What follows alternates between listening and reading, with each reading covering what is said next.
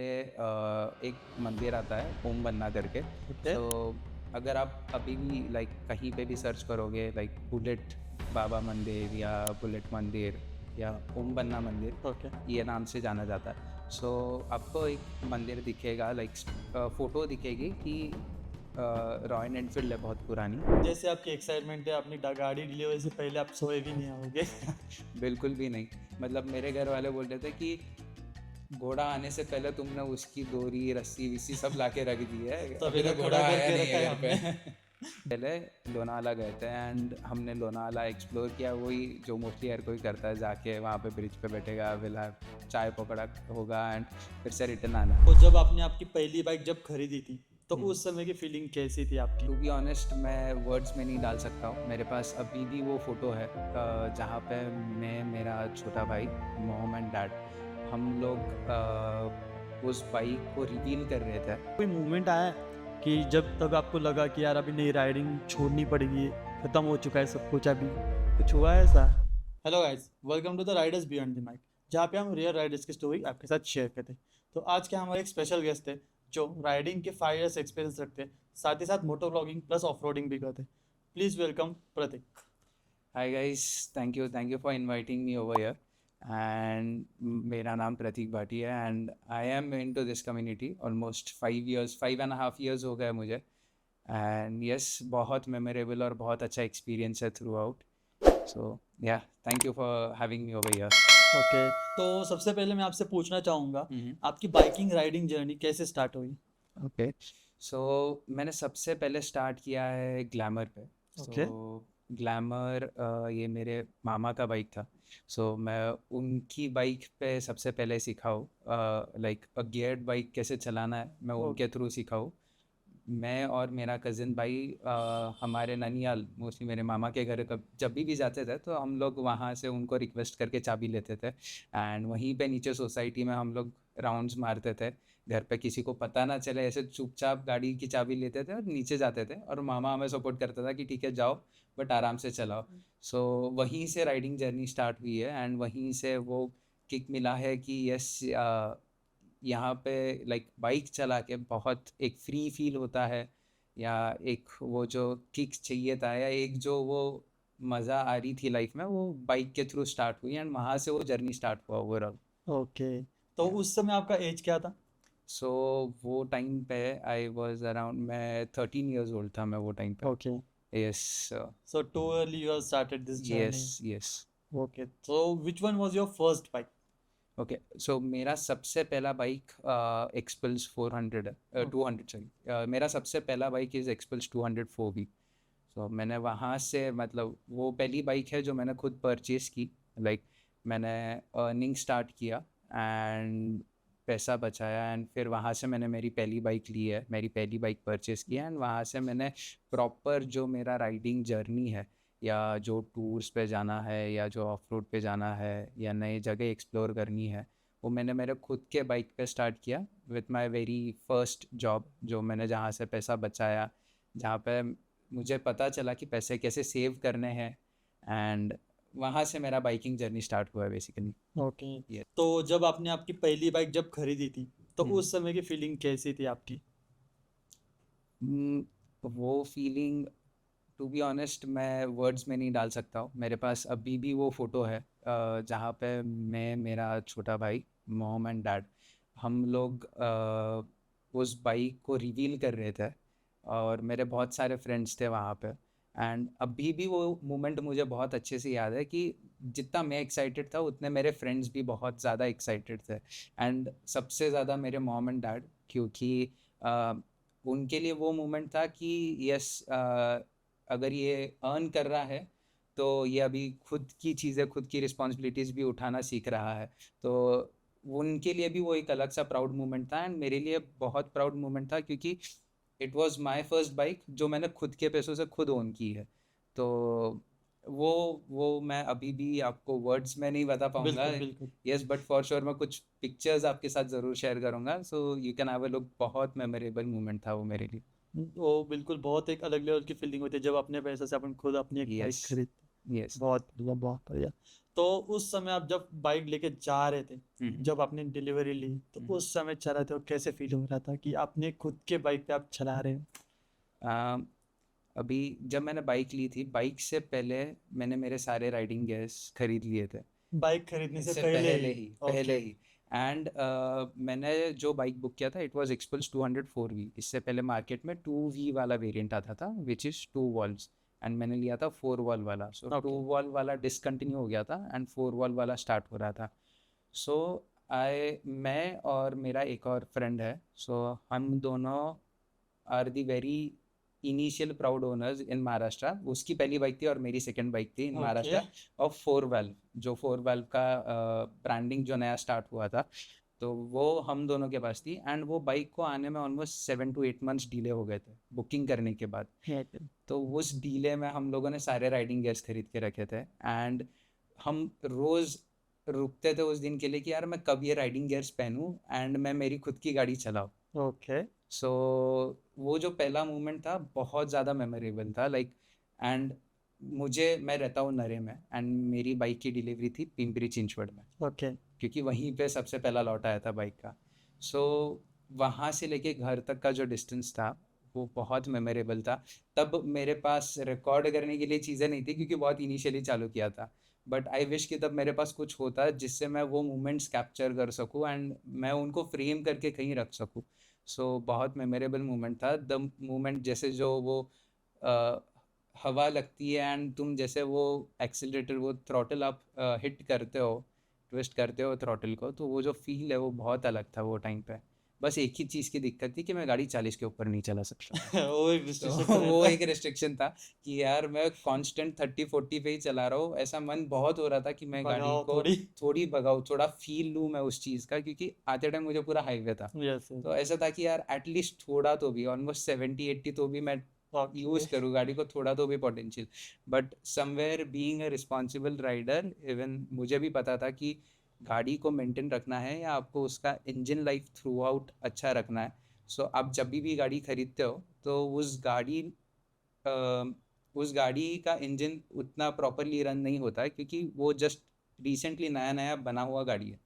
तो आपको इनिशियल कुछ सर्विसिंग तक रुकना चाहिए। मोस्टली सर्विस सेंटर्स प्रेफर करते हैं कि 100 kilometres 150 kilometres, but it's like कि आपको वो चीज़ें मेंटेन करनी है, वो आपकी गाड़ी की इंजन लाइफ बढ़ाएगा एंड आपको उतने कम आगे जाके खर्चे बेयर करने बिल्कुल पड़ेंगे। बिल्कुल। यस। उसके भी एक प्रिकॉशंस होते हैं, वो फॉलो यस, करने बहुत पड़ते हैं। बहुत और प्रिकॉशंस मुझे होते लगता है जैसे आपकी एक्साइटमेंट है अपनी गाड़ी डिलीवरी से पहले, आप सोए भी नहीं होगे। हैं।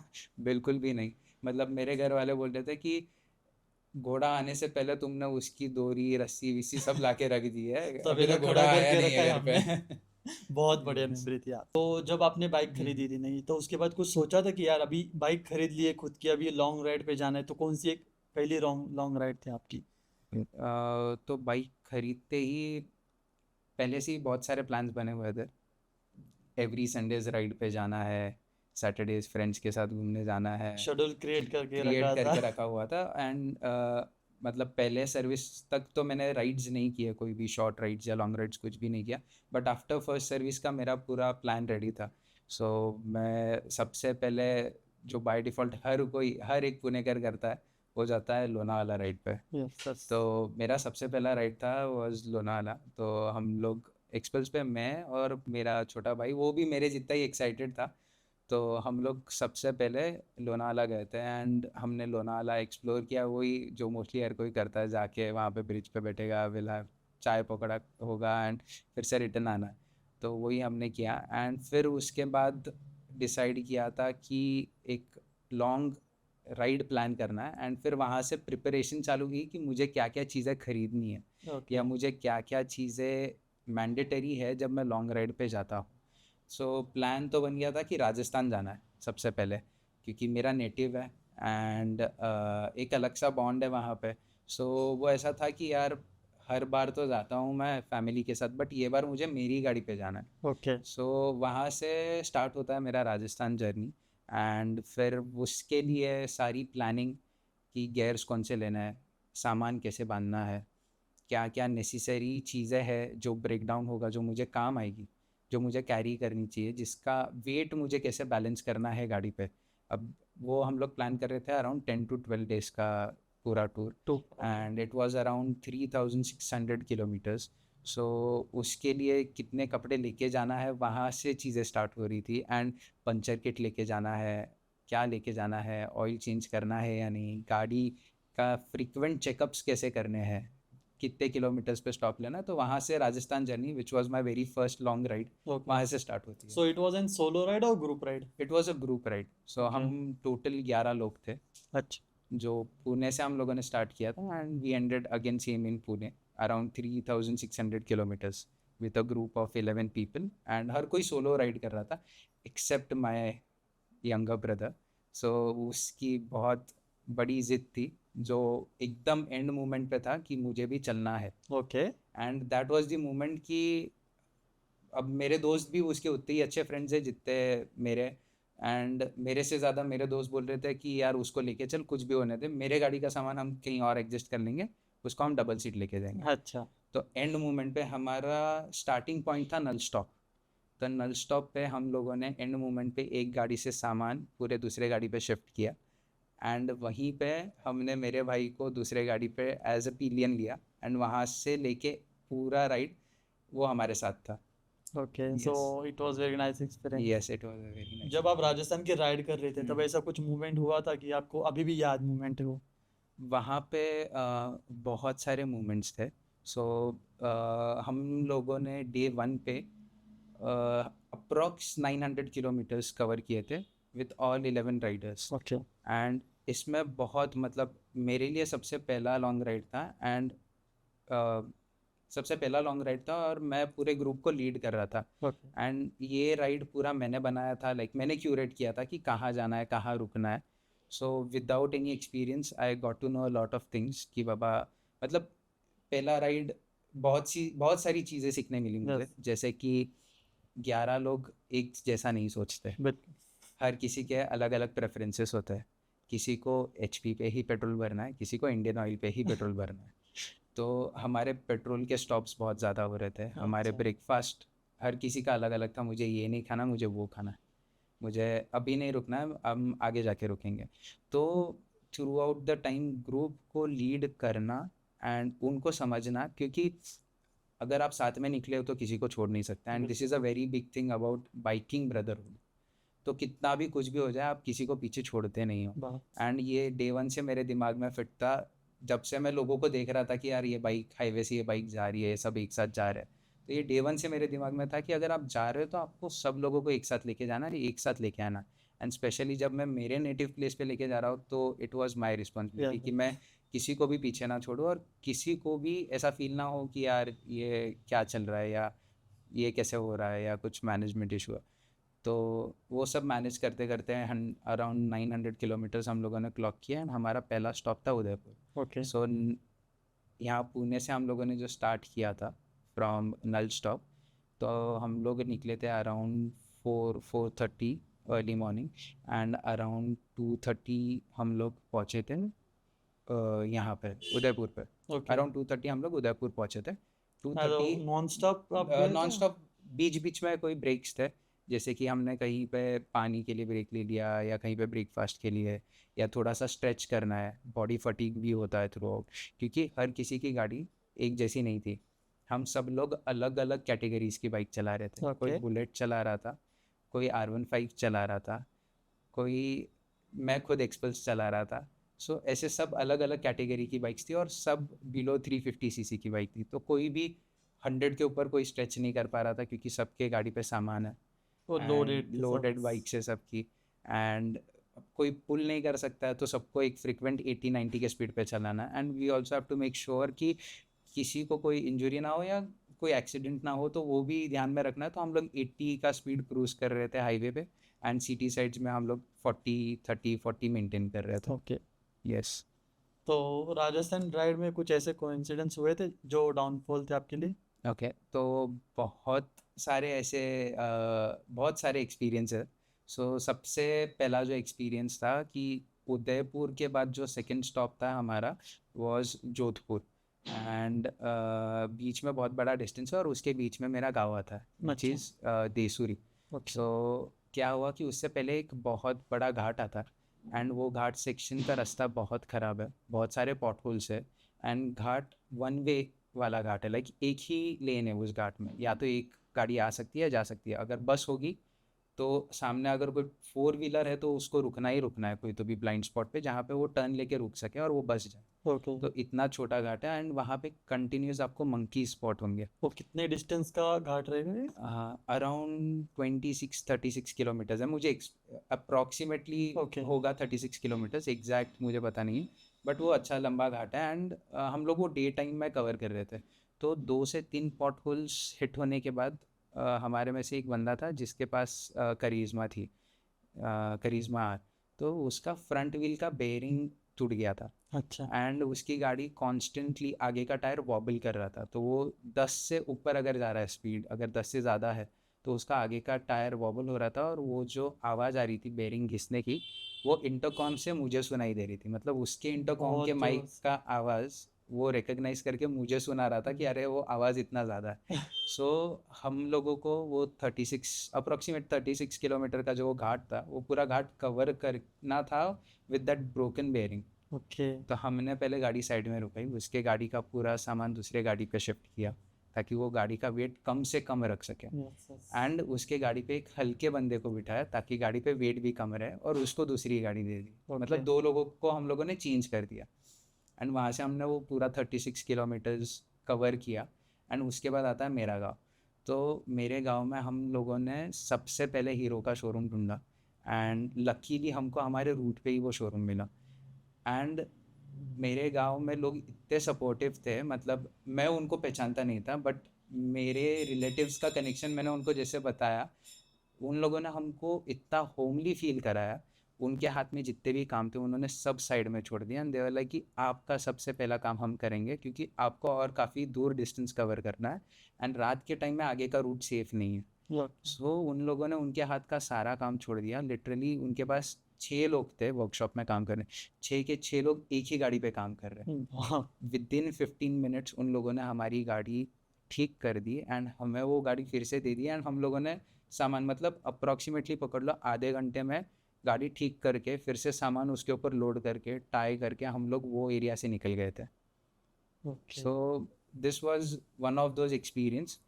फिर उसके बाद आता है हमारा सेकंड एक्सपीरियंस। मेरा गांव हम जैसे छोड़ते हैं तो वहाँ पे एक मंदिर आता है जो मेरे गांव का, जैसे हम बोलते हैं कि गांव का या गांव का एक मंदिर होता है, हर एक गांव में एक स्पेसिफिक मंदिर होता है यस जहाँ यस पे यस। सारे गांव वाले जाके पूजा करते हैं, या कोई नया दिन होता है कोई त्यौहार होता है तो वहाँ पे पूजा करते हैं एंड वहाँ पे प्रसाद चढ़ाते हैं। सो मेरे घर वालों का स्पेसिफिकली था कि तुम जा रहे हो तो रूट में गिरता तो तुम उसको मिस मत करो, तुम वहाँ पे जाओ। एंड फिर हम लोग वहाँ पे गए, हम लोग वहाँ रुके, एंड वहाँ पे हम लोगों ने दर्शन वगैरह किया। वहाँ पे प्रसाद में तो खाना ही बंटता है वहाँ पे, तो हम सब लोगों ने खाना खाया, एंड वो टिपिकल राजस्थानी जो खाना होता है, दाल ओके। बाटी रहता है, प्रॉपर। वो रहता है, एंड वो भी भगवान का प्रसाद, तो वो जो टेस्ट था ना वो बहुत ही अलग था, तो जितनी भी थकावट थी हम लोगों की वो सारी उसमें से निकल गई। एंड वो टाइम पे जब हम निकल रहे थे तो वहाँ के कोई लोकल एक कोई बंदा था, तो he was very aged, around 45 या 46 ईयर्स के अराउंड होंगे, लाइक एज गुड एज मेरे डैड के एज के थे। ओके। एंड वो हमें पूछ रहे थे कि आप कहाँ जा रहे हो, कहाँ से आ रहे हो, आपको कोई दिक्कत हुई बीच में। उन लोगों ने हमें पानी प्रोवाइड किया, हमें नींबू शरबत पिलाया उनकी तरफ से। फिर उन्होंने हमें कॉन्टैक्ट्स दिए कि आप अगर अभी आगे जोधपुर जा रहे हो तो आप इन्हें कांटेक्ट कीजिए, ये आपको वहाँ पे मिलेंगे, ये आपको गाइड करेंगे, एंड आप उनको बताना कि हमने आपको नंबर दिया। एंड उन लोगों ने लिटरली ज़बरदस्ती हमारे फ़ोन से कॉल करवाया उन्हें ओके। कि आप इनको रिसीव करो, आप इनसे मिलो और इनको गाइड करो, इनको होटल्स का अगर कुछ रहेगा, अगर होटल नहीं मिल रहा आप इनको अपने घर पे जगह दे दो। अच्छा, तो सो हेल्पिंग नेचर बहुत अच्छा। बहुत बहुत बहुत मतलब, एंड मेरी पहली गाड़ी एंड मेरा पहला लॉन्ग राइड का एक्सपीरियंस वो भी ऐसा बन रहा था, तो वो राइड मेरे लिए फॉर एवर मेमोरेबल है, फॉर एवर। उन्होंने निकलते टाइम हमको 501 रुपये दिए कि ये शगुन रखो कि आपका राइड इससे और अच्छा जाए। अच्छा। तो ये गेस्चर वो भी एक अननोन पर्सन की तरफ से, जो मुझे पहचानते नहीं, हम में से किसी को भी पहचानते नहीं है, ऑल ऑफ सडन रैंडमली आता है, बातें करता है, चीज़ें जानता है। So this is what a biking community gets in return. जब वो कहीं घूमने जाते हैं, जब आप लोगों से इंटरैक्ट करते हो, एंड आपको उतना ही ज़्यादा प्यार आपको लोगों से भी मिलता है। सो वहाँ का कल्चर एक्सप्लोर करने के लिए उनकी तरफ से आपको एक अलग से मदद मिलती है, यस यस जिससे करके आप जो प्रॉपर वहाँ का कल्चर है, एक तो होता है कि आप खुद प्लान करके जाते हो, बिल्कुल आप काफ़ी चीज़ें मिस कर जाते हो क्योंकि आप वहाँ के प्रॉपर हो नहीं, तो आपको वो गाइडेंस मिलता नहीं है।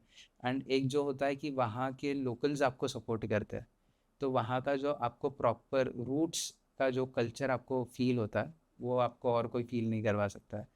तो वो जो टच था, वो चीज़ें हमें वहाँ पे पता चली। फिर वहाँ से हम आगे जाते हैं टूवर्ड्स जोधपुर। जोधपुर हम लोग स्टे करते हैं। ओके जोधपुर हम लोग एक्सप्लोर करते हैं। हम लोगों ने 2 नाइट्स हम लोग जोधपुर रुके थे। 3 मंथ से हम लोग ऑलरेडी प्लानिंग कर रहे थे वो राइड का। तो उस प्लानिंग के टाइम में हम लोगों ने बहुत सारे क्लब्स को भी मैसेजेस किए थे कि ओके हम वहाँ पे आ रहे हैं एंड हम आपके साथ इंटरेक्ट करना चाहते हैं, हम आपको मिलना चाहते हैं। सो हम ये राइडिंग कम्युनिटी और बढ़ा सके और ज़्यादा स्ट्रॉन्ग कर सके, एक दूसरे को पहचान सके। तो उसमें से ब्लू सिटी राइडर्स करके एक क्लब है जोधपुर से। ओके तो उन्होंने हमारे मैसेजेस को रिस्पॉन्स दिया। वो टाइम पे उन्होंने हमारे मैसेजेस को रिप्लाई किया and they were very happy कि हम लोग आ रहे हैं।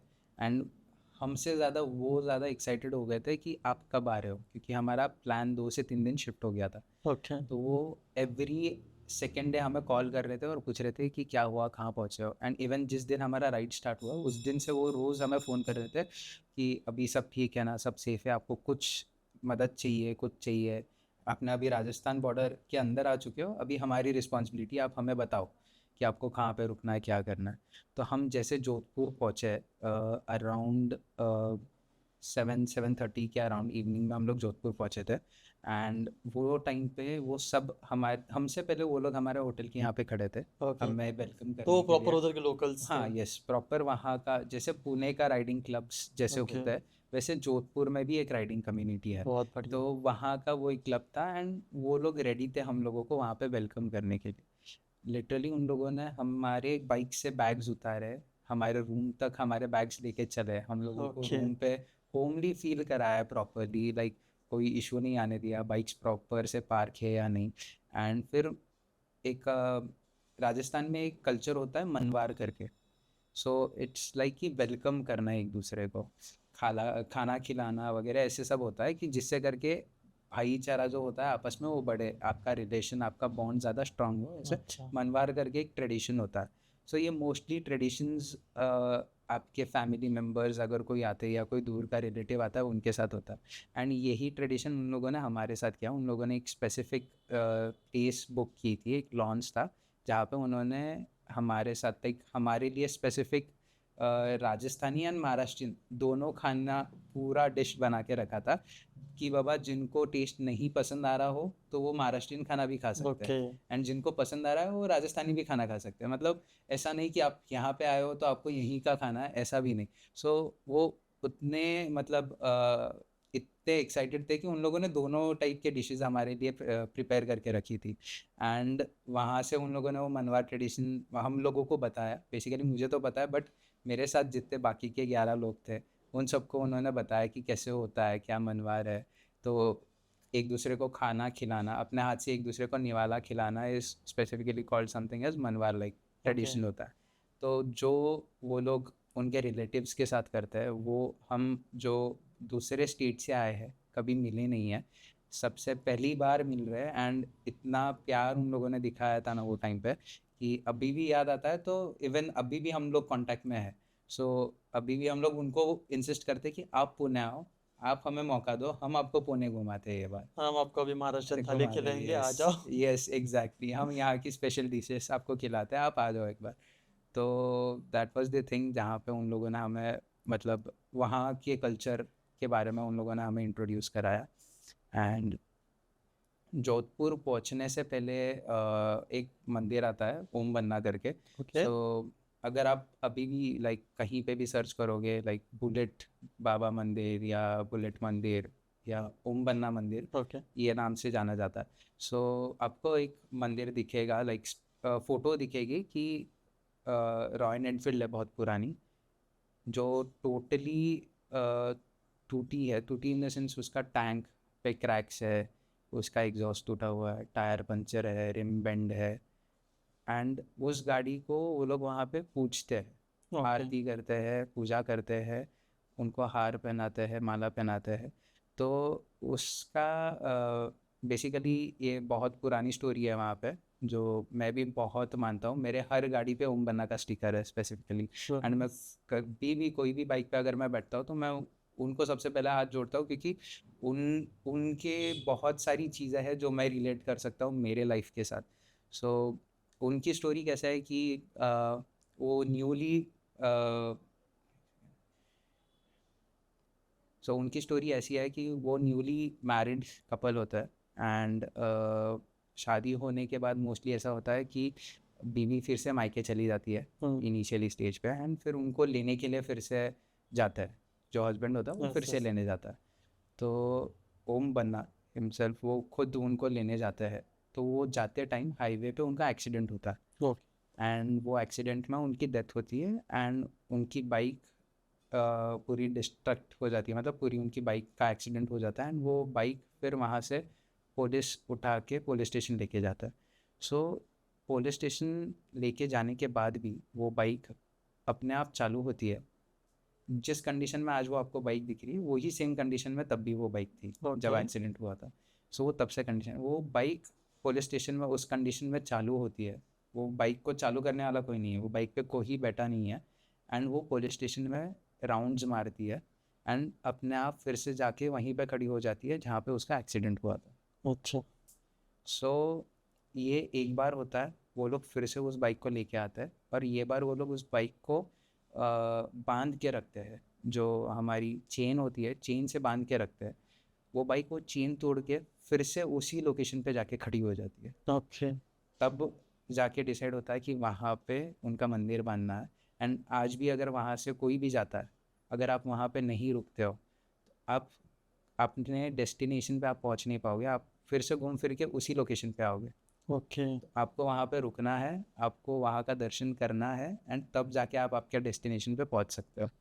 अच्छा तो ये ट्रू रियल लाइफ स्टोरी है यस, ये रियल लाइफ स्टोरी है। एंड आप अभी भी वहाँ पे, आप कभी भी जाओ, आपको वो मंदिर 24/7 खुला दिखता है। ओके वहाँ पे खाने का, पीने का, सारे टाइप की वहाँ पे फैसिलिटीज़ है। मतलब ऐसा नहीं है कि वो सिर्फ मंदिर है, वहाँ के लोगों ने उस मंदिर को उतना डेवलप किया है कि जो आते जाते हाईवे से जो ट्रक्स चलाते हैं वो वहाँ पे हॉल्ट करते हैं, जो टेम्पोस चलाते हैं वो वहाँ पे हॉल्ट करते हैं। ऐसा कोई नहीं है जो वहाँ पे हॉल्ट नहीं करता। हर सब कोई वहाँ रुकते पे रुकते हैं, वहाँ पे हाथ पैर जोड़ते हैं, एंड फिर वहाँ से निकलते हैं।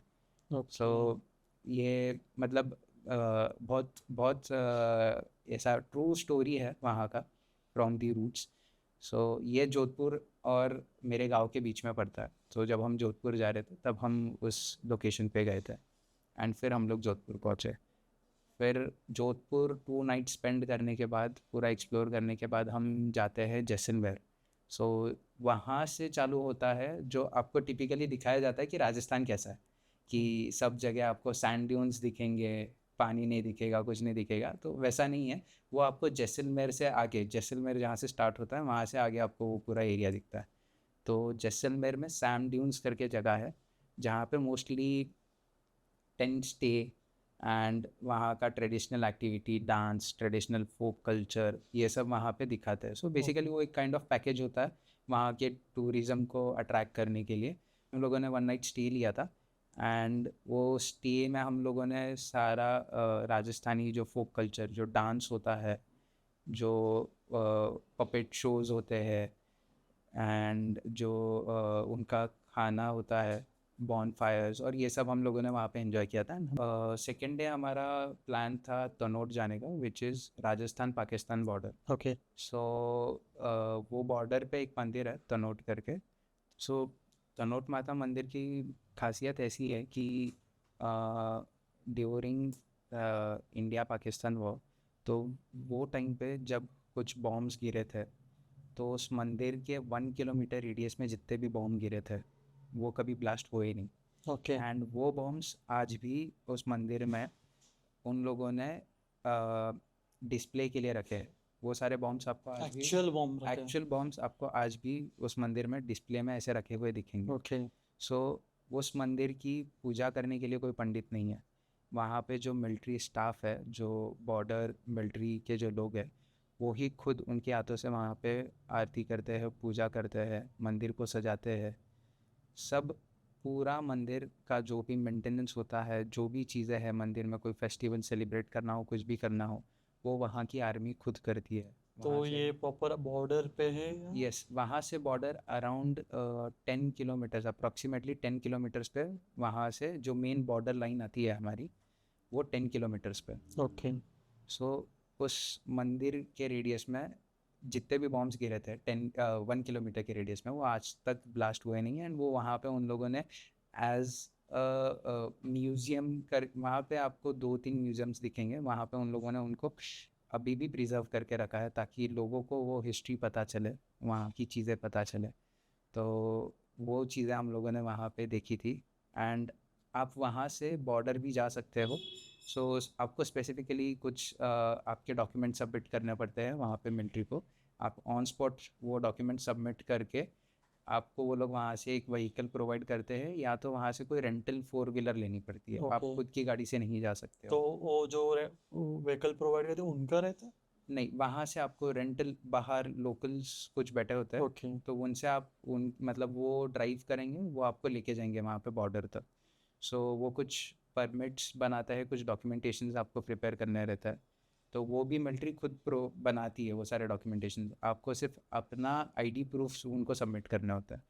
वहाँ से एक बंदा आपके साथ जो आपको ड्राइव करेगा, वो आपको लेके जाता है वहाँ तक। एंड वहाँ पे बॉर्डर पे जो जिसकी भी पोस्टिंग होगी, वो मिलिट्री पर्सन आपको वहाँ की पूरी हिस्ट्री बताता है कि यहाँ से कितने डिस्टेंस पे चेक पोस्ट है, कितने डिस्टेंस पे वॉच टावर है। और वहाँ के एक वॉच टावर पे लेके जाते हैं, एंड वहाँ से आपको पूरा ऊपर से व्यू दिखाते हैं, जहाँ से आपको बॉर्डर हार्डली 500 to 100 मीटर्स के अराउंड रहेगा बॉर्डर, ओके। जो आपको विजिबल है, प्योरली विजिबल है, कि वहाँ से आपको पूरा बॉर्डर दिख रहा है। एंड अपोजिट साइड पे आपको पाकिस्तान आर्मी और वो सब लोग भी दिख रहे हैं। अच्छा। सो ये बहुत ही अलग एक्सपीरियंस था हम लोगों के लिए वो टाइप पे। ओके। सो बहुत सारी मेमोरीज है आपकी जो यस, आपने राजस्थान में यस, की है। यस, कुछ यादें हैं जो अभी भी आप भूले नहीं है।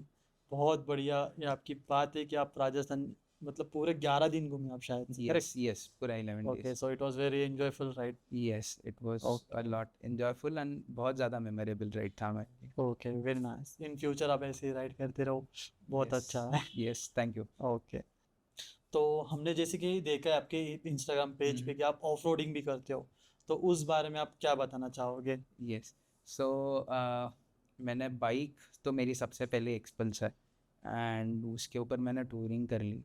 फिर मुझे दिखाई देते हैं कुछ ऑफ रोड पोस्ट्स, वीडियोस कि लोग माउंटेन्स पे लेके जा रहे हैं एक्सपल्स को, यहाँ चला रहे, वहाँ चला रहे, कोई रोड्स ही नहीं है बेसिकली, और वहाँ पे लेके जा रहे हैं एंड नई जगह एक्सप्लोर कर रहे हैं, नए लोकेशंस एक्सप्लोर कर रहे हैं। एंड तब मुझे लगा कि यार ये ट्राई करना चाहिए। तो वहाँ से चालू होता है कि मैंने मेरी बाइक को टूरिंग सेटअप से ऑफ रोड के लिए प्रिपेयर किया। ओके। स्पेसिफिक टायर्स परचेस करने पड़ते हैं, कुछ गियर स्पेसिफिक आपको परचेस करने पड़ते हैं अपने सेफ्टी के लिए, जिससे करके आपको कोई मेजर इंजरी ना हो। सो वहाँ से वो स्टार्ट होता है। फिर पुणे ऑफ रोड एक्सपीडिशन करके इवेंट होता है एवरी ईयर इन पुणे, जो स्पेसिफिकली रेनी सीजन में होता है पानछेत में। ओके। 8 मोटो उस इवेंट को लीड करता है। उन लोगों ने वो इवेंट स्टार्ट किया, अराउंड 12 years हो गए मुझे लगता है उस इवेंट को। So that was the very first event जहाँ पे मैंने ऑफ रोडिंग का एक्सपीरियंस लिया है। सो मैंने टायर्स चेंज कर लिए, गियर्स ले लिए, एंड वहाँ पे अराउंड 30 to 40 किलोमीटर्स का पूरा पैच था। बहुत ज़्यादा हेवी बारिश है, बहुत ज़्यादा चिक्कल है। मतलब मैं जिस तरीके से घर से निकला था एंड मैं जिस तरीके से घर पे आया हूँ, मेरे घर वाले मुझे पहचानने को रेडी नहीं थे कि ये मैं ही हूँ करके, ओके। इतना मैं उस स्लश और चिकल में पूरा भरा हुआ था। बट उसमें जो गाड़ी को कैसे बैलेंस करना है, गाड़ी का थ्रॉटल रिस्पॉन्स कैसे मैनेज करना है, क्लच के साथ कैसे गाड़ी को मैनेज करना है, गाड़ी स्लिप होती है तो कैसे बैलेंस करना है, ये बहुत सारी चीज़ें मुझे वहाँ सीखने मिली। और उससे करके बहुत मेरा स्किल सेट इम्प्रूव हुआ ऑफ रोडिंग में। एंड फिर मुझे लगा कि यार ये कुछ तो भी चीज़ है जहाँ पे बहुत अलग किक मिल रही है, बहुत अलग मज़ा आ रहा है एंड ये ट्राई करना चाहिए। तो वहाँ से मैंने ऑफ रोडिंग जर्नी स्टार्ट की मेरी। तो फर्स्ट राइड थी मगर वो बहुत अलग लेवल में आप लेके बहुत गए। मतलब हाँ यस, मैंने कभी सोचा नहीं था कि वो इतना एक्सट्रीम हो जाएगा, बट वो इतने एक्सट्रीम में मुझे बहुत सारी चीज़ें सीखने मिली। एंड वहाँ पे भी अराउंड 100 to 200 लोग पार्टिसिपेट करते। Okay, very nice. एंड वो सब इतने सपोर्टिव थे, मतलब मैं इतने बार वो टाइम पे गाड़ी से गिरा हूँ, इतने बार कि मैं खुद काउंट नहीं कर सकता हूँ। ओके। एंड जितने भी बार गिरा हूँ ना, हर बार मेरे लिए कोई ना कोई तो रुका है कि मैं उठाता हूँ, मदद करता हूँ ताकि आप फिर से आगे कंटिन्यू करो। सो वो जो बाइकिंग ब्रदरहुड था या वो जो कल्चर है, मतलब बहुत सीनियर लोग थे वहाँ से, मेरे मुझसे बहुत ज़्यादा सीनियर लोग थे वहाँ पे। एंड तो भी वो लोग रुक रहे थे एंड मुझे गाइड कर रहे थे कि यार प्रतीक, तू क्लच को ऐसा हैंडल कर, तू क्लच बराबर से नहीं दे रहा है, क्लच का पंच फील कर, या तुझे थ्रॉटल कांस्टेंट रखना है, तुझे थ्रॉटल छोड़ना नहीं है, अगर तूने थ्रॉटल छोड़ दिया तो तू अटक जाएगा। तो ये सारी चीज़ें बहुत बहुत माइनर चीज़ें हैं जो मुझे नहीं लगता कोई बताएगा आपको। आपको विथ एक्सपीरियंस सीखना पड़ता है, बट वहाँ पे हर कोई मुझे गाइड कर रहा था। एंड जैसे उनको पता चला कि मैं बहुत नया हूँ तो वो और ज़्यादा अच्छे से गाइड कर रहे थे। बिल्कुल बिल्कुल। यस, थियोरेटिकल पढ़ के कोई ऑफ रोडिंग सीख नहीं सकता, exactly hands on exactly, experience बहुत ज़रूरी है। बहुत ज़रूरी है। तो आप जब कीचड़ में भरे हुए थे, घर वालों ने कुछ मारा था आपको? मारा तो नहीं, बट उन लोगों ने मुझे सारे कपड़े खुद से धुलवाने लगा। एंड उसके लिए मतलब मुझे ऐसा लगा कि यार ऑफ रोडिंग तो ठीक है बट ये बहुत मुश्किल है। पॉसिबल नहीं है ये करना। बहुत मुश्किल है। 2 से 3 घंटे तक मैं कपड़े धो ही रहा था और वो ओके। धोने के बाद मुझे अलग से बाथरूम धोना पड़ा है। सो वो तो एक अलग बहुत टेंशन था।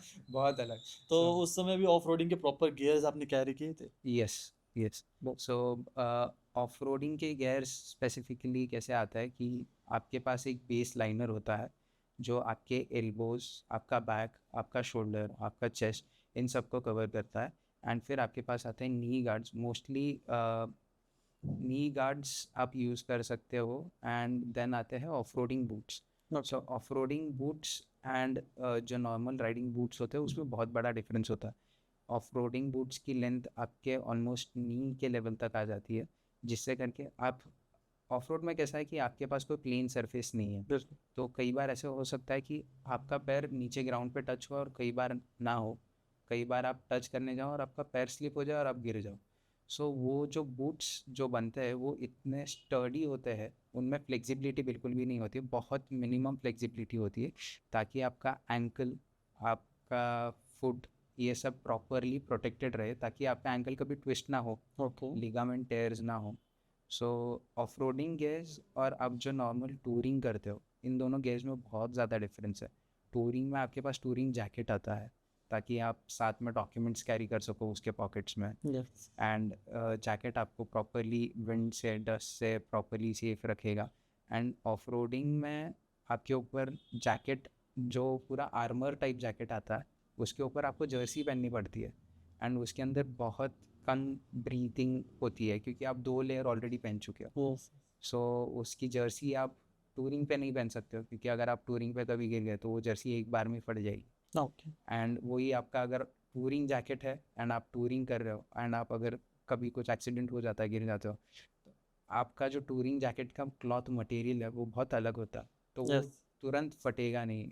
वो थोड़ा सा स्क्रैच हो जाएगा या थोड़ा सा हल्का सा वेयर एंड टेयर दिखेगा आपको, बट फटेगा नहीं वो उतने इजीली, जितने इजीली आपका जर्सी फट जाएगा अगर आप टूरिंग कर यस। रहे यस। हो। Yes. So it was very nice. तो प्रतीक, मैं आपसे पूछना चाहूंगा, जैसे कि आपकी इंस्टा आईडी है नोबी नगाटा, तो उस स्पेसिफिक नाम के पीछे की स्टोरी क्या है? सो नॉबी नगाटा, अगर आप इस पूरे ये 2 वर्ड्स है अगर इनको ब्रेक करते हो, सो नॉबी स्पेसिफिकली आता है नॉबी टायर से। Okay. So of road bikes में आप देखोगे तो नॉबी टायर्स आता है ज़्यादा ट्रैक्शन के लिए, ताकि आपको ज़्यादा ग्रिप मिले। जब आप ऑफ रोड सर्फेसिस पे गाड़ी चलाते हो तो आपको ज़्यादा से ज़्यादा ग्रिप चाहिए होती है टायर के लिए, तो उसके लिए स्पेसिफिक नॉबी टायर्स आते हैं। तो नॉबी नगाटा में से नॉबी वहाँ से आता है। And Nagata is a Japanese word, एक जापानीज़ बंदा है स्मोकी नगाटा करके।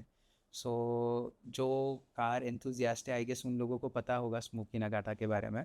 सो वो एक जापानीज़ बंदा है जिसने सुपरा को उसके पोटेंशियल से बहुत आगे पुश किया था। Okay. So he is a very well known person जो सुपरा के ऊपर काम करता है, उसके इंजन मॉडिफिकेशंस के ऊपर काम करता है।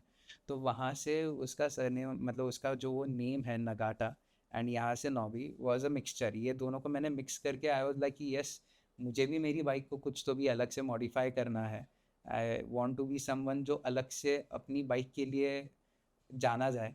सो इन दोनों को ज्वाइन करके वो नॉबी नगाटा आया कि ऑफ रोड एंड नगाटा वो इंसान था जिसने एक अलग से नाम खुद का क्रिएट किया था by his own modifications. Yes. So ऐसा नाम आता है वो नॉबी नगाटा। ओके, तो यस आपने भी कुछ सोचा है आपके बाइक में कुछ चेंजेस करने के लिए? यस, चेंजेस अभी तक मैंने बहुत सारे चेंजेस किए हैं मेरे बाइक पे। लाइक एक्सपल्स पे मैंने अभी तक अराउंड 1,28,000 40,000 किलोमीटर्स क्लॉक किए हैं एक्सपल्स पे। ओके। एंड टिल टाइम मेरे गाड़ी पे एक भी बार क्लच चेंज नहीं हुआ है, क्लच प्लेट्स अभी तक चेंज नहीं हुआ है। आई डोंट नो क्यों, लोगों के बहुत जल्दी हो जाते हैं बट इतने लंबे यूज़ के बाद भी नहीं हुआ। कितने साल हुए अभी बाइक लेके? मैंने बाइक ली है 2021 में। 21। ओके। यस, सो तब से लेके अभी तक अराउंड 4 years। तो अभी तक तो कोई क्लच इशू नहीं आया मुझे गाड़ी में। बट यस, मॉडिफिकेशंस मैंने बहुत सारी की है, टायर्स एंड सस्पेंशंस। फिर उसके बाद रैली टॉवर मैंने इंस्टॉल किया है।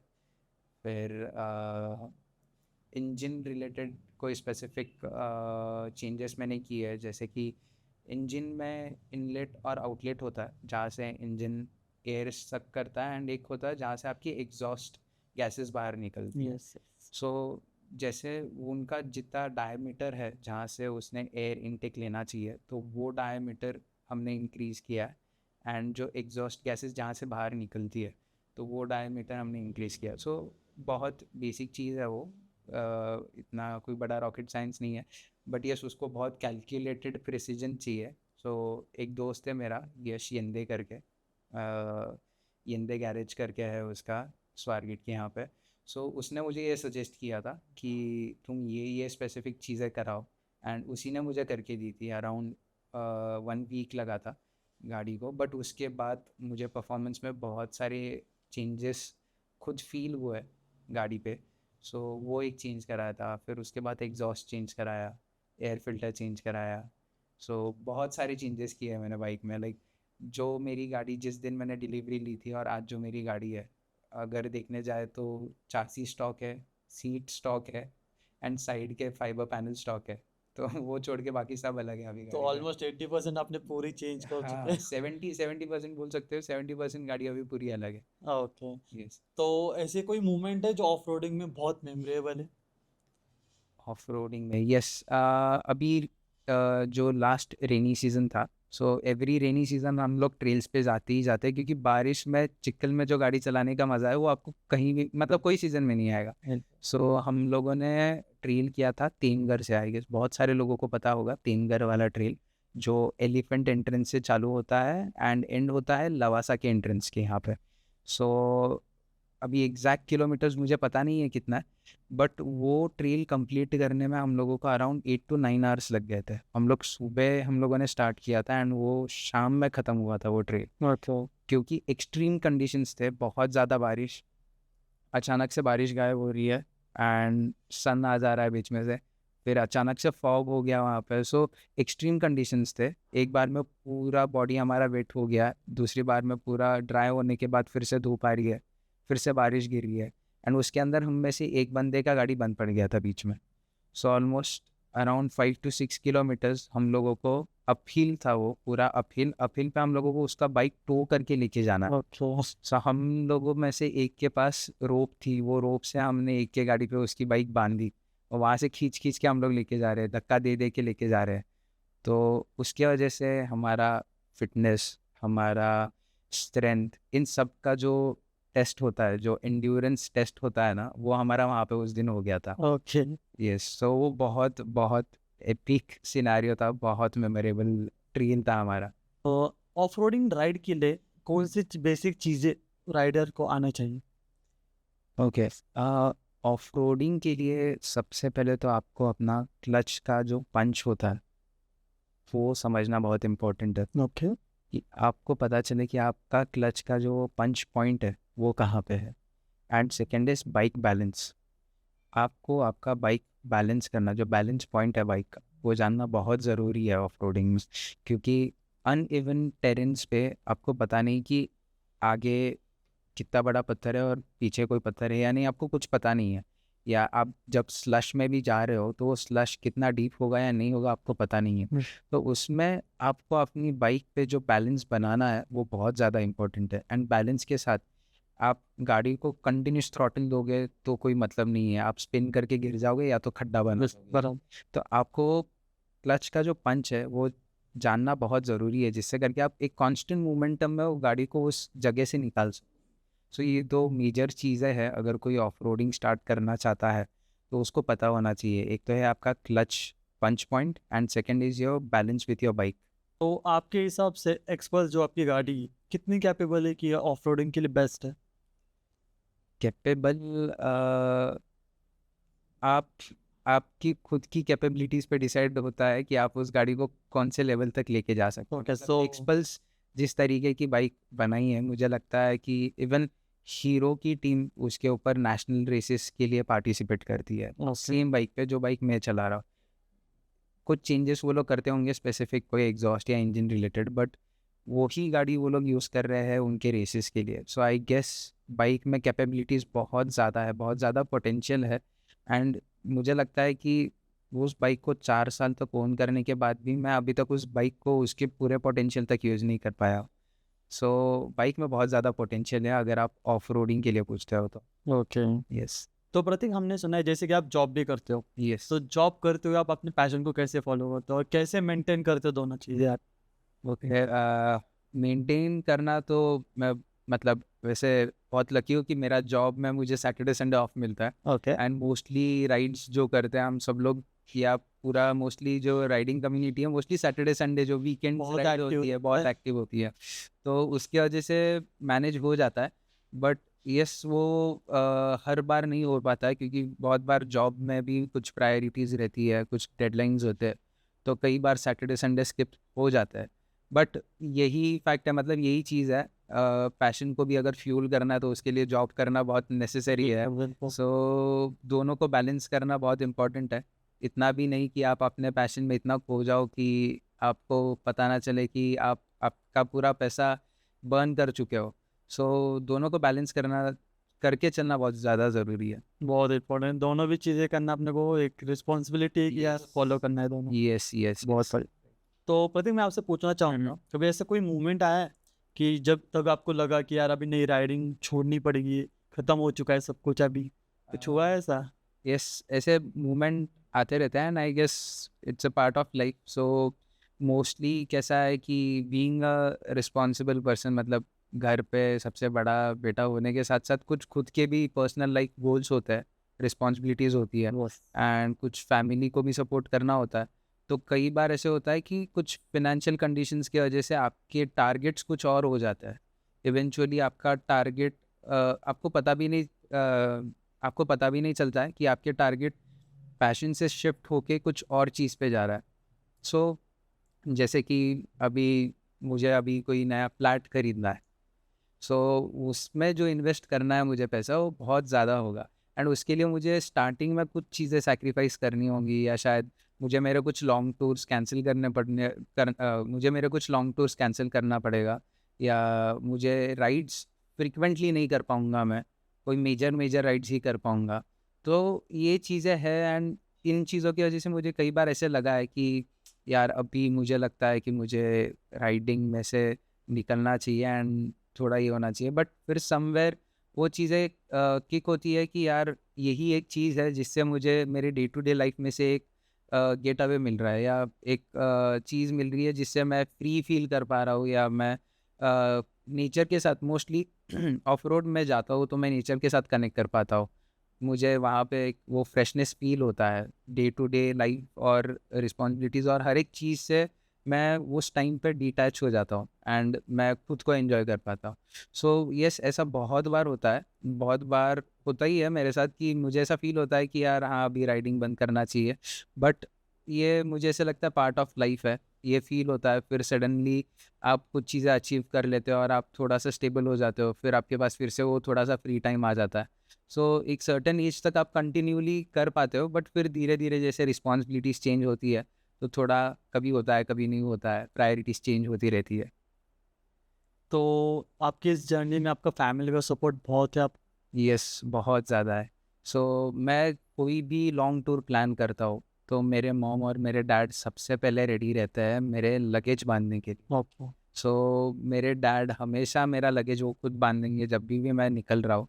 मेरी गाड़ी का जितने भी चेक पॉइंट्स हैं मैं एक चेक लिस्ट बनाता हूँ कि यार ये ले लिया क्या, वो ले लिया क्या। वो पूरी चेक लिस्ट मेरे डैड चेक करते हैं कि हाँ ये सब बराबर है, टायर प्रेशर बराबर है या नहीं, तूने सर्विस कब कराया।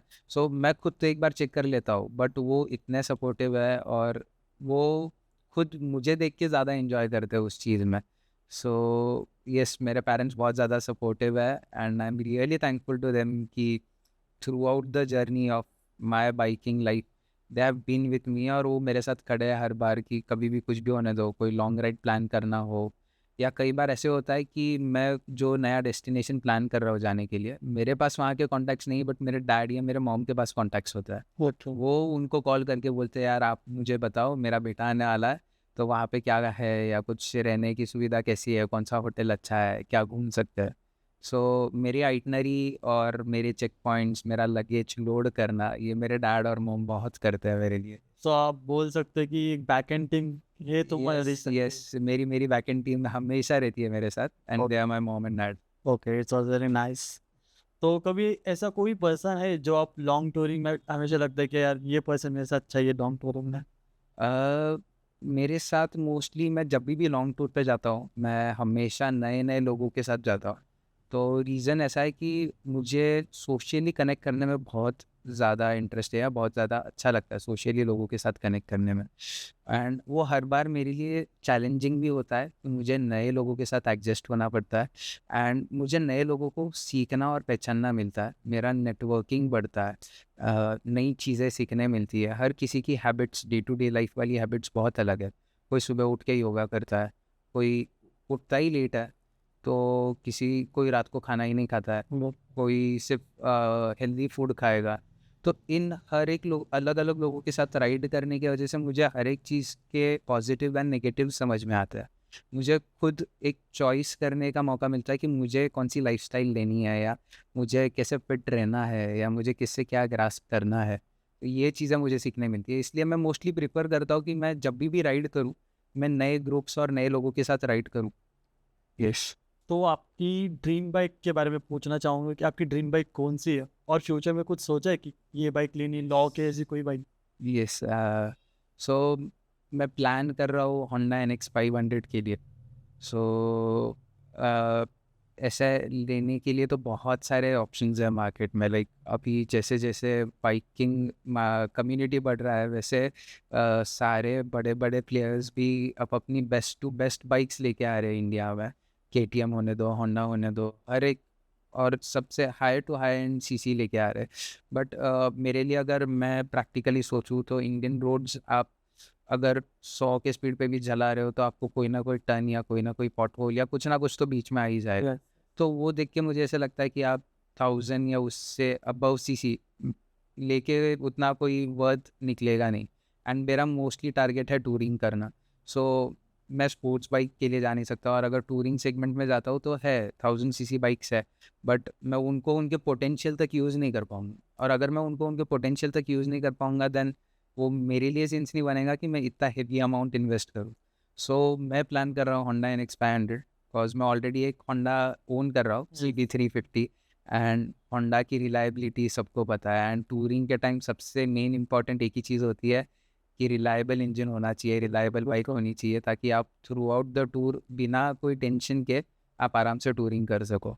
सो इसलिए मैं प्लान कर रहा हूँ कि होंडा NX 500 अगला बाइक होना चाहिए मेरे लिए। Okay, so it is in lock now. Yes okay, it was very nice seat you. तो आप बहुत जल्दी खरीदोगे ये गाड़ी में? यस यस, मैं तो प्लान कर रहा हूँ मोस्टली ये ईयर एंड तक मैं ये बाइक परचेस कर लूँ। तो लेट्स सी, ईयर एंड तक हो जाएगा ये बाइक परचेस। Okay, nice. तो अभी मैं एक पूछना चाहूँगा आपसे, इंडिया में अगर एक अल्टीमेट राइड चूज करनी है आपको, तो आप कौन सी चूज करना चाहोगे? हाँ, सो मैं नेक्स्ट राइड गोल्डन क्वाड्रिलैटरल का प्लान कर रहा हूँ। ओके सो गोल्डन क्वाड्रिलैटरल ये 2012 में ये पूरा हाईवे कंप्लीट हुआ था बना के। एंड ये हाईवे का मेजर रीज़न था कि गवर्नमेंट को सारे कॉर्नर्स कनेक्ट करने थे, नॉर्थ साउथ ईस्ट वेस्ट, ये सारे कॉर्नर्स कनेक्टेड रहे, जिससे करके ट्रांसपोर्टेशन ऑफ गुड्स और ट्रांसपोर्टेशन ऑफ गुड्स ईजी हो जाए, इकोनॉमिकली बेटर हो जाए सबके लिए। क्योंकि जैसे आपका ट्रांसपोर्टेशन इजी हो जाता है, कनेक्टिविटी हर एक स्टेट में, हर एक सिटी में अगर इजी हो जाती है, तो आपका बाय डिफ़ॉल्ट जो ट्रांसपोर्टेशन कॉस्ट है वो भी कम हो जाता है। बिल्कुल सो ये रीज़न था गवर्नमेंट का ये करने के लिए। बट फॉर मी रीज़न ये है कि मैं सारे नॉर्थ साउथ ईस्ट वेस्ट सारे डायरेक्शंस इसमें कवर कर पाऊँगा। तो ये मोस्टली स्टार्ट होता है New Delhi, then Kolkata and then Chennai and back to Mumbai Pune.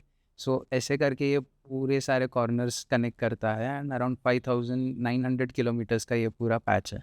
Okay तो ये बहुत बड़ी राइड होने वाली है बहुत बड़ी, इसमें सारे सारे कल्चर्स आप एक्सप्लोर कर सकते हो। द इंडियन कल्चर जो हम बोलते हैं, वो मुझे ऐसा लगता है कि इसके अंदर वो पूरा कवर हो जाएगा। तो कुछ प्लान किया है कब करना है ये तो जब ड्रीम बाइक आएगी तो उसके साथ करेंगे, मोस्टली होंडा NX 500 के साथ। सो प्लान कर रहे हैं अगर ये ईयर एंड हम ये बाइक परचेस करते हैं तो विद इन दी परचेस 2 या 3 महीने में ये राइड प्लान करेंगे।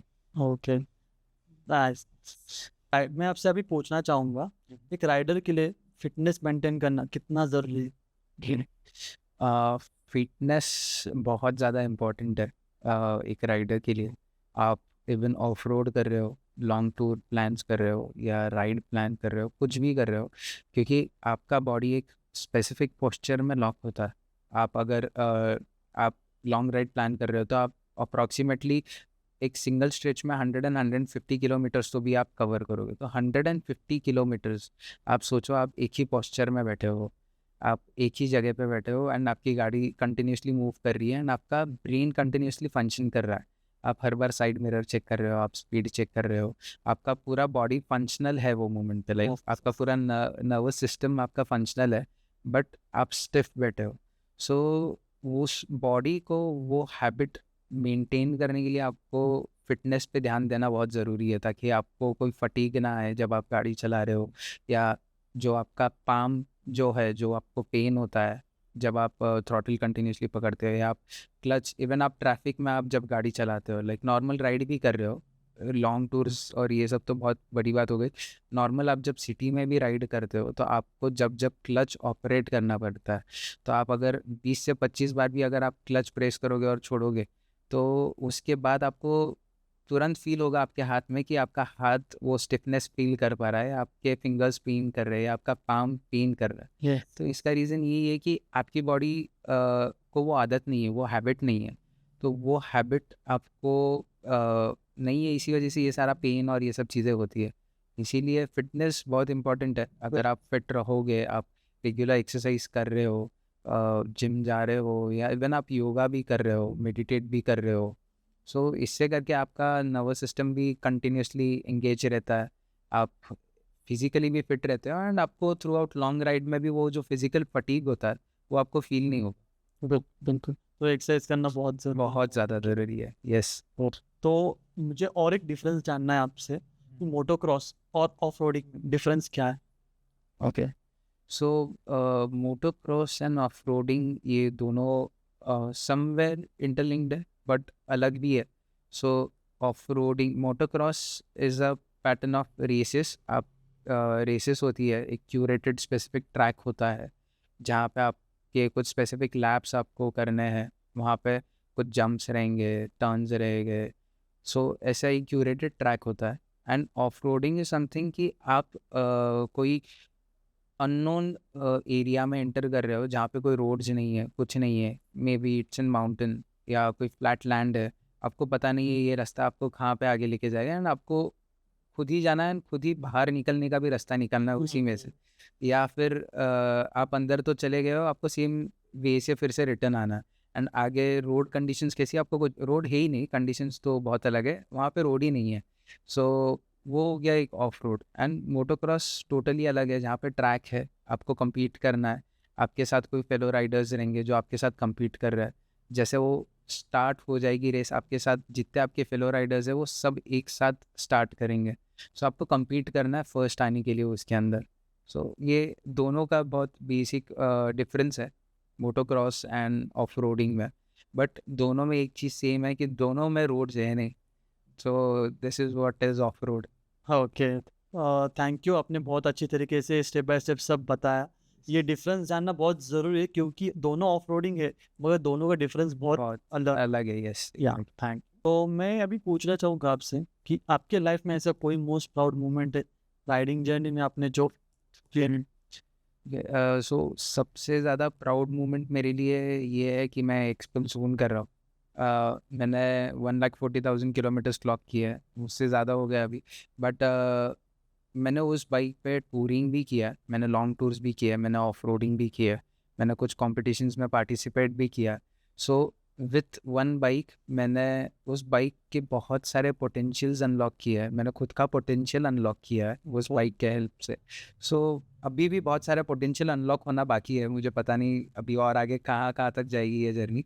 बट यस, ये मेरे लिए बहुत प्राउड मोमेंट है कि जो मैंने डिसीजन लिया था कि मुझे एक्सपल्स खरीदना है, तो that was really a best decision of my life कि मैंने एक्सपल्स बाय किया, परचेज किया। So the bike is a very main movement that you have been achieved. Yes yes Okay, we can say that. Yes right. तो प्रतीक, आपके हिसाब से riding में 3 golden rules कौन से सेफ्टी के लिए आप क्या बताना चाहोगे? सो मेजरली 3 गोल्डन रूल्स ये है कि एक तो प्रॉपर राइडिंग गियर्स यूज़ करो, आप कहीं पे भी जा रहे हो राइडिंग गियर्स बहुत ज़्यादा मैंडेटरी है। ट्रैफिक रूल्स फॉलो करो, सबसे मेन, जिससे करके खुद के लिए भी और आप सामने के लिए भी कोई इशू ना हो, ऐसा प्रॉपरली एंड प्रिकॉशन लेके राइड करो। एंड थर्ड मोस्ट इम्पॉर्टेंट, अगर कोई आपके पीछे से आता है और आपको उकसाता है भगाने के लिए, रैश ड्राइव करने के लिए, तो उसको इग्नोर करो। आप खुद का पेस और खुद का राइडिंग आप खुद मेंटेन करो। उन लोगों के चक्कर में खुद का राइडिंग स्टाइल आप स्पॉइल मत करो, जिससे करके लोग आपको भी वही बुलाएंगे जो उनको बुला रहे हैं। सो उन लोगों को इग्नोर करना कभी भी बेस्ट है। वो भले कहीं पे भी जाए, कैसे भी जाए, कैसे भी आए, बस उनको इग्नोर करो, उनको उनके तरीके से चलाने दो और खुद की राइड खुद एंजॉय करो। तो ये मेरे लिए 3 मेजर रूल्स हैं, मुझे लगता है। नहीं, बिल्कुल बहुत सही है, ज़्यादा जोश पे भी नहीं आना है, यस पेशेंस रख के थोड़ा राइडिंग करनी है। यस बहुत प्रतीक, अगर किसी को रेसिंग कम्युनिटी में आना है, अगर किसी को रेसिंग ज्वाइन करनी है, किधर पार्टिसिपेट करना है, तो उसके लिए क्या बोलना चाहोगे आप? ओके, सबसे तो बेसिक चीज़ों से स्टार्ट करो। प्रॉपर राइडिंग गेयर्स होने चाहिए आपके पास, प्रॉपर एक बाइक होनी चाहिए जिसको आप रेसेस के लिए यूज़ कर सको। एंड देन पुणे में अभी स्पेसिफिकली रोडीज करके क्लब है जो बहुत सारे रेसिंग इवेंट्स ऑर्गेनाइज करती है okay, with in Pune itself. And ये सारे इवेंट्स वो इसीलिए ऑर्गेनाइज करते हैं जिससे करके जो अपकमिंग न्यू जनरेशन्स है उनको वो टच मिले कि रेसेस कैसे होता है।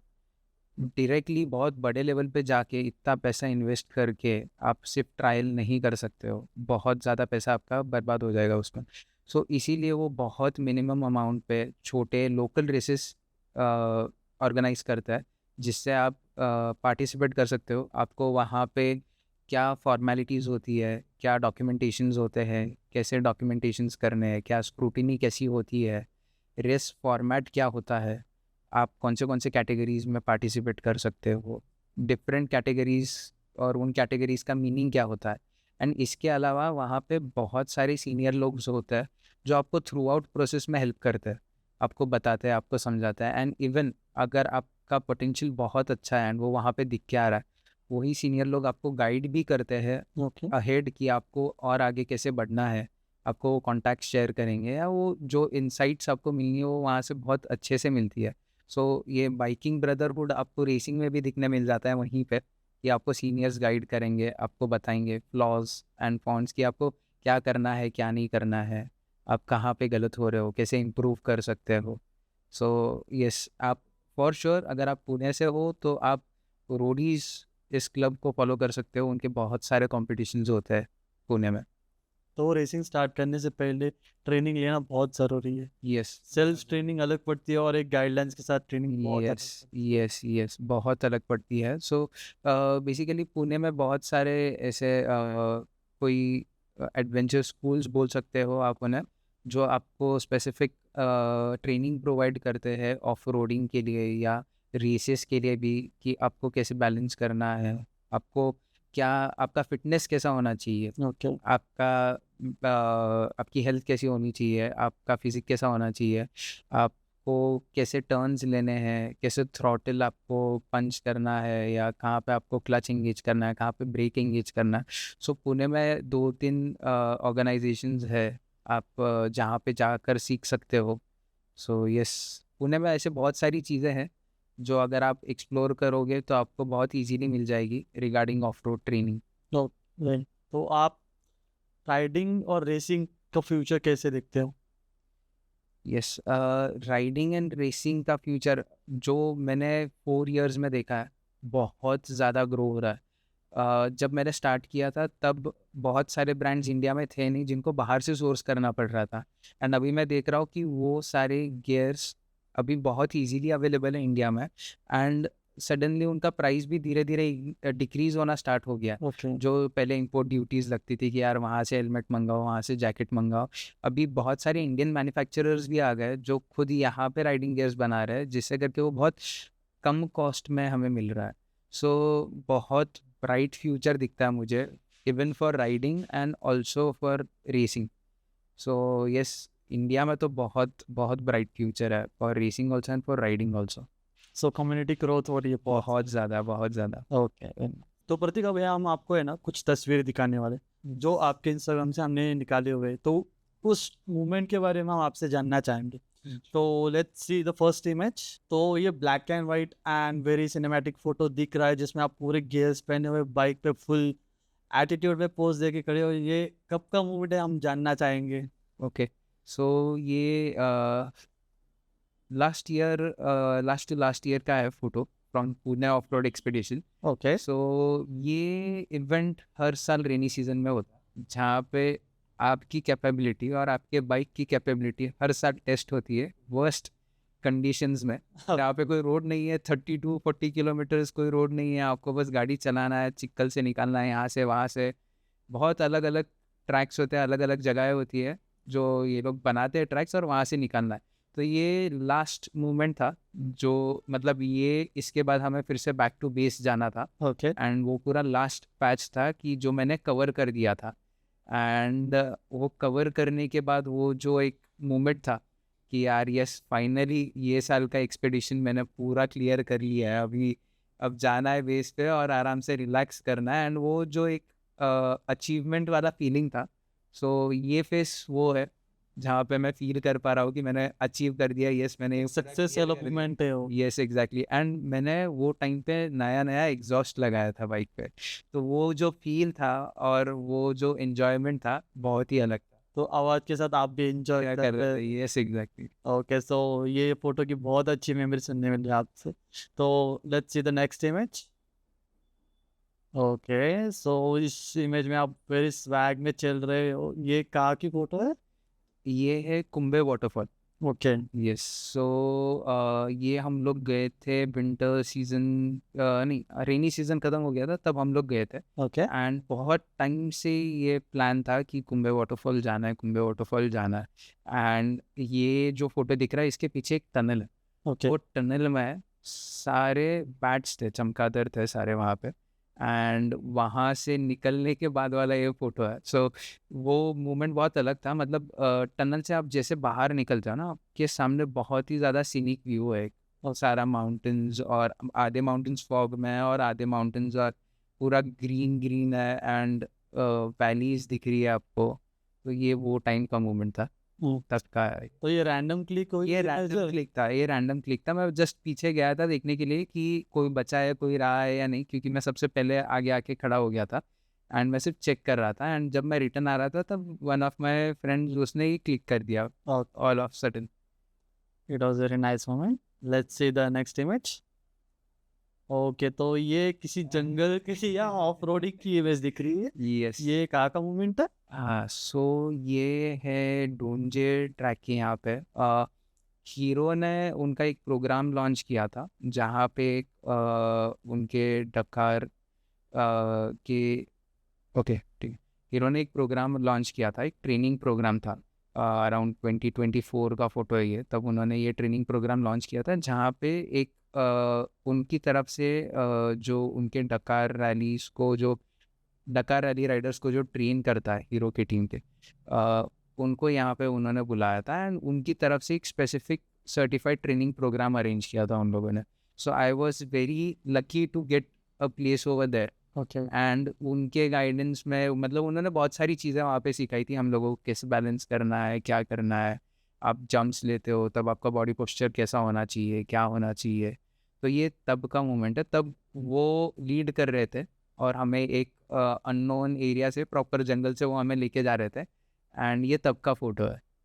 सो ये मेरे 360 में से क्लिक किया हुआ फ़ोटो था, कंटिन्यूस रिकॉर्डिंग चल रही थी, उसमें से एक photo all of random sudden क्या पता वीडियो में अचानक से एक फ़ोटो क्लिक हो गया था, ये तब का फ़ोटो। हाँ, तो मगर फोटो बहुत बहुत अच्छे से क्लिक हुआ था। यस बहुत। Okay, it was very nice memory. Let's see the next image. या ये भी शायद बारिश के मूवमेंट का लग रहा है, Yes. फुल चीकल वाला। यस। ये कहाँ का है? सो ये है टेनकर का ट्रेल है ये भी। सो ये मेरा सबसे पहला कोलैब था, मतलब बाइकिंग में आने के बाद मुझे किसी ब्रांड ने अप्रोच किया हो उनके जर्सीज के लिए। सो इसके अंदर जो मैंने जर्सी पहनी है वो मोटो रेव्स की तरफ से एंड उन्होंने मुझे जर्सीज प्रोवाइड की थी और अभी भी करते हैं, like I am lucky to have them. तो वो अभी भी मुझे जर्सीज प्रोवाइड करते हैं and this was the very first time कि मुझे किसी ने कोलैब के लिए अप्रोच किया था एंड मैं ये शूट करा रहा था सिर्फ उनके लिए। So one of my friends, मैंने उसको बोला था कि वहाँ पे रुक जा एंड वो बोल रहा था कि यार मैं नहीं रुकूंगा, तू जो पानी उड़ाएगा उसके बाद मैं और मेरा कैमरा दोनों ख़राब हो जाएंगे। तो वो लिटरली रेनकोट वगैरह पहन के वहाँ पे बैठा था एकदम कॉर्नर पे। सो ही क्लिक दिस फोटो। ओके, या but it was very nice click that. Yes yes. बहुत अच्छा। तो मैं अभी आपसे पूछना चाहूँगा एक मैसेज जो राइडिंग कम्युनिटी में आना चाहते हैं, जिनको राइडिंग पसंद, उनके लिए कुछ बोलना चाहोगे आप? रिस्पॉन्सिबली राइड करो। आपको देख के जो आगे का जनरेशन है वो भी चाहेगा कि उन्हें भी राइड करना है, तो आप एक एग्जाम्पल सेट कर रहे हो आगे वाले जनरेशन के लिए। सो आप जो भी कर रहे हो रिस्पॉन्सिबिलिटी लेके करो। आप कोई गाड़ी ओन कर रहे हो, ट्रैफिक रूल्स फॉलो करो। ऐसा नहीं कि यार यहाँ पे कोई ट्रैफिक पुलिस नहीं है तो चलो तोड़ देते हैं, नहीं, बट वही टाइम पे कोई और आपको और आपकी गाड़ी को देख के इंस्पायर हो रहा है एंड वो अभी आपको ये भी देख रहा है कि आप सिग्नल तोड़ रहे हो, तो ये एक बहुत गलत मैसेज जाएगा अपकमिंग जनरेशन के लिए जो बहुत छोटे हैं, जिनको सिर्फ इतना पता है यार ये सुपर बाइक है। या अभी की जनरेशन तो बहुत ज़्यादा आगे बढ़ गई है, वो तो नाम भी जानते हैं, हम तो नाम भी नहीं जानते थे। हम तो हाँ बस आवाज़ आई, हाँ ये कोई तो सुपर बाइक जा रही है, बस ऐसे धूम धूम करके चिल्लाते थे। Yes, तो अभी की जनरेशन तो बहुत आगे आ गई है, तो उनको तो बहुत अच्छे से पता है। सो उनके ऊपर इन सब छोटी चीज़ों का बहुत ज़्यादा इम्पैक्ट पड़ता है। बिल्कुल। तो आप कभी भी राइड कर रहे हो तो रिस्पॉन्सिबिलिटी लेके राइड करो। आप देखो आपको देखने वाले और 3-4 लोग हैं आजू बाजू, आपको नोटिस कर रहे हैं and specially the young generation. Correct. So गलत मैसेज मत जाने दो, बस यही एक मैसेज है मेरी तरफ से to all the riders and all the riding community. So it was very nice to talk with you, जो आपने हमारे साथ जर्नी शेयर करी, कुछ रूल्स बताए, कुछ आपने प्रिकॉशंस क्या लेने हो बताए, वो बहुत इंपॉर्टेंट थिंग्स आपने जो हमारे साथ शेयर किया, उसके लिए बहुत बहुत धन्यवाद आपका। Thank you. It was very nice to talk with you. Thank you so much. Okay, so that's it for this episode. See you in the next video. Thank you.